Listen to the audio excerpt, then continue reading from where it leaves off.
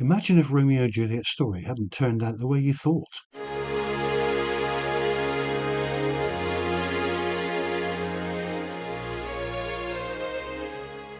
Romeo, Romeo, wherefore art thou, Romeo? I'm in the toilet, and will you stop yelling at me in medieval speak? It's the 21st century. All right, don't get grumpy. We're going to be late if you don't hurry up. Honestly, Juliet, if a man can't go for a number 2 in peace, there's something very wrong. Oh, you look nice. Thank you. You nearly do. Eh? Your shirt's hanging out and your flies are undone. That's because you rushed my poo. Oh, the romance of it all. What? It's our anniversary, and you're talking about your number 2s. Anniversary? Yes? No, it's not. That's not until September. It's our wedding anniversary, the anniversary of our faking our deaths and running away from our families. Oh, that anniversary. Do other people celebrate faking their own deaths? Yes, they do. Well, I'm sure they do. It's probably not as common as you seem to think. You're not trying to tell me that there aren't thousands of girls out there whose parents said their boyfriend was a wrong 'un, or countless boys whose mothers thought the girlfriend wasn't good enough. No, I'm sure that happens all the time, but you don't hear of too many teenagers doing what we did, do you? I mean, they tend to just go on social media and use a lot of emojis. All right, I grant you we don't actually know anyone else who's lived a life under assumed names. It's worth celebrating. You don't see happy faked your own death anniversary cards in the shops, do you? Not even on Moonpig. Us staying together is a happy thing, so we should celebrate. And we have every year for 24 years, but But what? I don't know. I just wonder sometimes if we were a bit over dramatic. Maybe instead of an elaborate plan to convince everyone we were dead, we might have just pretended I'd dumped you and gone on to see each other in secret. Dumped me? If I would have been dumped, it would have been you. Why? I could have made out that I'd realised I shouldn't be in a relationship with an older boy. Never mind that. I'm saying we would have been better off sneaking around. I don't know. We caused an awful lot of upset. Romeo, the Montagues and the Capulets had been feuding for years. There were even street fights. Once they all thought we'd popped our clogs, they buried the hatchet, all got along. Peace is worth celebrating. True, but my mum got really depressed that a boy was gone. Well, I'm sorry about that, but And we set them up for 2 expensive funerals. yeah, but Then there were the memorials. Your dad had a balcony designed after you. yeah, I know, but And both families had statues commissioned in gold. Think of the cost. Romeo. My name was quite common back then, but for years nobody wanted to name their boy Romeo until the Beckhams did. Too depressing. All right, there was a lot of fallout, but like I said, we did it for good reason. Love. Yes, love, which is why we're booked at that fancy new restaurant for our anniversary, and we're running late. But a celebration, Juliet. Celebrating peace between our families and our love story. All right, all right. Where are my keys? Where are my shoes? Romeo, Yes? you do still love me, don't you? Oh, Juliet, of course I do. It's just that I sometimes wonder how life would have turned out if we hadn't done what we did. I mean, take tonight. The twins are at sleepovers with their school friends when it could have been their grandparents or aunts and uncles. But they don't have family. We're their family.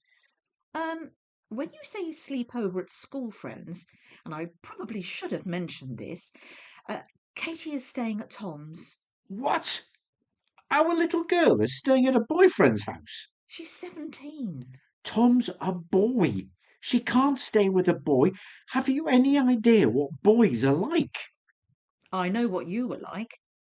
She's too young to have a boyfriend, Romeo, I was younger than her when we got together. but more mature.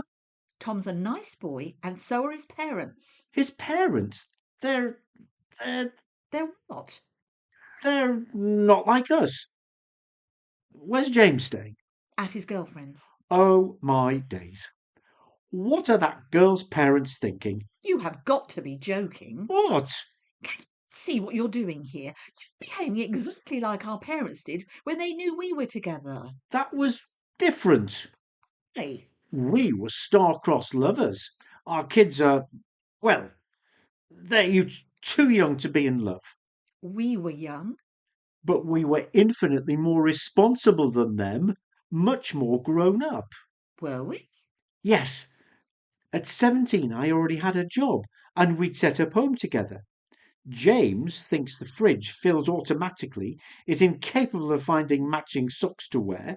Katie thinks it's a crisis when the shampoo runs low, and she still loves the Disney Channel. They're still children. They're teenagers and times have changed.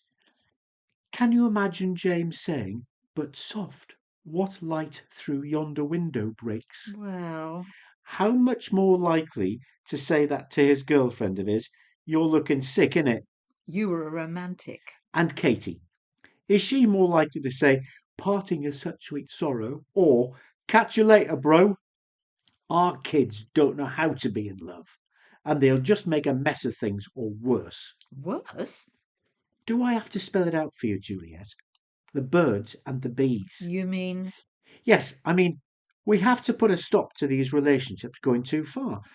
I don't mind them going to the cinema or the park, in daylight that is, but spending the night together in the same houses, I'm not having it. Let's get them on their mobiles and tell them to come home immediately. What about our anniversary meet? We can still go. We'll be a bit late, but once the twins are home, we can relax. Makes you think they wouldn't have their boyfriend and girlfriend round here the minute we were gone. They wouldn't dare. I'll forbid it. Like our parents forbade us to see each other. That turned out well. We are not our parents. Exactly. Romeo, we know what young love is like. No one knows better than us. What we don't know is if either of our kids' relationships will turn out to be like ours, or just some passing romance. But whichever it is, it's for them to find out, and not for us to try to control things. Just trying to protect them. All those years ago, people thought they were protecting us. And what did we do? That was a different time. What did we do, Romeo? Well, you faked your death, and then I faked my own death, pretending that I believed your fake death, which you revealed as faked, and then I faked another death in sorrow at mine. Exactly. Pretty extreme, don't you think? We didn't have a choice. And that's why we have to make sure our kids always have a choice. If we want to protect them, we have to trust them and let them know we will love and support them, come what may. But what if things go wrong? Probably will from time to time, and we'll deal with that when it happens. Oh, you're right. Care keeps his watch in every old man's eye, and where care lodges, sleep will never lie. You still do that old-fashioned speak. Good words. Oh, she doth teach the torches to burn bright. I love you. I love you too. So, shall we take our table at that restaurant and raise a glass to all the happy years that came from an unhappy start? Yes, let's do just that. They may not do cards for days like today, but it definitely needs marking. Come on.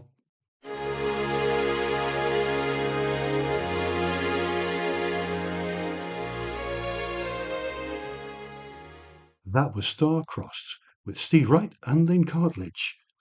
With thanks to freeSFX.co.uk for sound effects and music, and to JTB Theatre sponsors Bonds of Thornbury.